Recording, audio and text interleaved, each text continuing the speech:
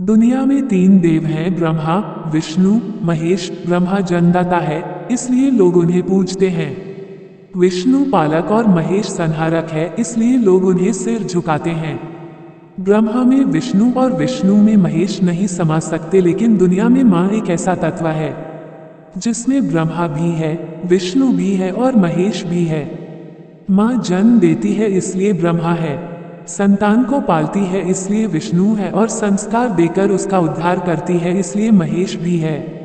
9 घंटे 5 किलो का पत्थर पेट पर बांध कर देखो, पता लग जाएगा माँ क्या होती है। आज का आदमी बच्चों को कम, गंधों को ज्यादा पाल रहा है। एक नदी बह रही है तो वह स्वभावतः ही बह रही है, लेकिन एक व्यक्ति है जो नदी किनारे की चट्टान पर बैठा है और नदी के जल में अपना पैर डालकर हिला रहा है। मैंने पूछा, क्या कर रहे हो? जवाब मिला, देखते नहीं, मैं पैर हिला रहा हूँ, इसलिए नदी बह रही है। क्या ये गलत फहमी का गधा पालना नहीं है? यथार्थ में जिए, क्योंकि दंभ में कोई दम नहीं होता। संत ने द्वार पर दस्तक दी और आवाज लगाई, भिक्षा देही।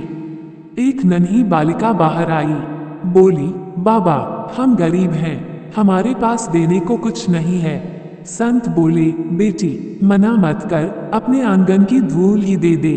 लड़की ने एक मुट्ठी धूल उठाई और भिक्षा पात्र में डाल दी। शिष्य ने पूछा, गुरुजी, धूल भी कोई भिक्षा है, आपने धूल देने को क्यों कहा? संत बोले, बेटे, अगर वह आज ना कह देती तो फिर कभी नहीं दे पाती। आज धूल दी तो क्या हुआ, देने का संस्कार तो पड़ गया। आज धूल दी है, फल फूल भी देगी, दाता बनकर जियो। महावीर की दृष्टि में श्रावक हो या मुनि, संसारी हो या सन्यासी, दोनों में कोई फर्क नहीं। अध्यात्म की दृष्टि में दोनों ही एक जैसे हैं। अगर कोई फर्क है भी तो यही कि श्रावक 500 का पुराना नोट है और मुनि 500 का नया नोट। नोट नया हो या पुराना, इससे कोई फर्क नहीं पड़ता, कारण कि दोनों का बाजार भाव तो एक ही होता है। कल किसी ने कहा, मुनिश्री, हम उनकी क्या होड़ करें, हम तो उनके सामने चींटी बराबर हैं। मुझे उनकी ना समझी पर हंसी आई और लगा, देखो सिद्धों जैसा जीव कैसी कार की भाषा बोल रहा है। संत अध्यात्म के आकाश में इंसानियत का इंद्रधनुष है। संत सौहार्द के सितार पर सद्भाव का संगीत है। संत अपनत्व के आंगन में आत्मीयता की आराधना है। संत प्यार की पीढ़ी पर परमात्मा की प्रार्थना है। संत विकृति के बाजारों में संस्कृति का शंखनाद है। संत शत्रुता के शूल नहीं चुभाता, संत कलह के कांटे नहीं उगाता, संत वासनाओं के बताशे नहीं बांटता, संत षड्यंत्र के यंत्र नहीं बेचता, संत समाधिमरण का बीज देता है, संत आचरण का आशीष देता है, संत जागरण की तावीज देता है, संत जो कभी नष्ट न हो वो चीज देता है। गंगा सिर्फ पाप का, चंद्रमा सिर्फ ताप का और कल्पवृक्ष सिर्फ अभिशाप का नाश करता है, लेकिन संत का दर्शन पाप, ताप और अभिशाप तीनों का नाश करता है। 1 घंटे की खुशी चाहिए तो बेहतर होगा आप एक झपकी ले लें। 1 दिन की खुशी चाहिए तो प्रोग्राम बनाएं और पिकनिक पर निकल जाएं। 1 महीने की खुशी चाहिए तो आज ही शादी कर डालिए। 1 साल की खुशी चाहिए तो टाटा बिरला जितनी संपत्ति कमा लीजिए। और अगर जिंदगी भर की खुशी चाहिए तो हर हाल में मस्त रहने की आदत डाल लीजिए। धर्म और अध्यात्म का दामन थामिए, जो हर हाल में मस्त रहता है वो कभी तनावग्रस्त नहीं रहता। पानी के पास सब कुछ है पर एक चीज नहीं है। क्या पानी के पास छुआछूत की भावना नहीं है? धरती के पास सब कुछ है पर एक चीज नहीं है। क्या धरती के पास सब कुछ होकर भी घमंड नहीं है? धर्म शास्त्रों में सब कुछ है पर एक चीज नहीं है। क्या धर्म शास्त्र में झूठ नहीं है?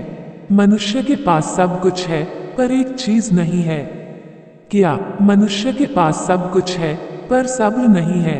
जिंदगी में सब ना हो तो फिर अपनी कब्र खोल लेनी चाहिए, क्योंकि सब्र के बिना मौत के अलावा और कोई चारा नहीं है। रेल में यात्रा करना उस यात्री के लिए ज्यादा कठिन होता है जिसके पास सामान ज्यादा होता है। उसे चढ़ने में भी दिक्कतें आती हैं और उतरने में भी। ये सच्चाई जीवन की यात्रा पर भी लागू होती है। जीवन के सफर में यदि हम ज्यादा संपत्ति लेकर चलेंगे तो मौत का स्टेशन आने पर हमें उतरने में भी काफी दिक्कतें होंगी। जीवन यात्रा सुखमय करनी हो तो अति परिग्रह और अति परिचय से बचें। ये समाज व देश आम लोगों की वजह से नहीं बनता है, बल्कि उन खास लोगों की वजह से बनता है जिन्हें आप संत, मुनि, आचार्य, मुल्ला, मौलवी और पादरी कहते हैं। अगर ये खास लोग अपने अहम और वहम को छोड़कर सच्चे मन से तक और वक्त पर एक हो जाएं तो रातों रात समाज व देश का कायाकल्प हो सकता है। आखिर 50 लाख साधु, सन्यासी और धर्म गुरु इस देश में हैं, जिनकी किसी भी सामाजिक व राष्ट्रीय परिवर्तन में बड़ी भूमिका हो सकती है। मैं हर रोज एक प्रार्थना करता हूँ और चाहता हूँ कि तुम भी ये प्रार्थना जरूर करो।